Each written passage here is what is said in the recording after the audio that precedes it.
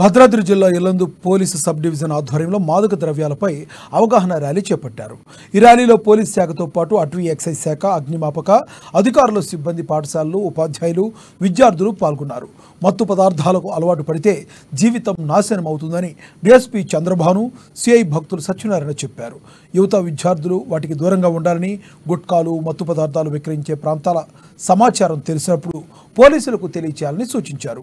మత్తు పదార్థాలు వివిధ రూపంలో కళాశాలలు, పాఠశాల విద్యార్థులకు చేరుతున్నాయని, డ్రగ్స్, గంజాయి, గుట్కాలు వినియోగించిన నేరమని తెలిపారు.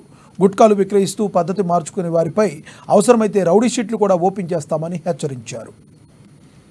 అధికారంలోకి వచ్చినటువంటి బీజేపీ ప్రభుత్వం వచ్చి రాగానే మన రాష్ట్ర స్థానికుడైనటువంటి బొగ్గు శాఖ, కేంద్ర బొగ్గు శాఖ మంత్రి కిషన్ రెడ్డి గారు మన హైదరాబాద్నే వేదికగా చేసుకొని బొగ్గు బ్లాకులను ప్రైవేట్ పరం చేయడానికి శ్రీకారం చుట్టారు.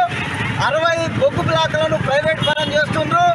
ఆ యొక్క బొగ్గు బ్లాకులను ప్రైవేట్ పరం చేయొద్దని, సింగరేణి బొగ్గు గనులు సింగరేణికే కేటాయించాలని చెప్పేసి సిపిఎం పార్టీ ఆధ్వర్యంలో ఈ యొక్క నిరసన కార్యక్రమం చేపట్టాం.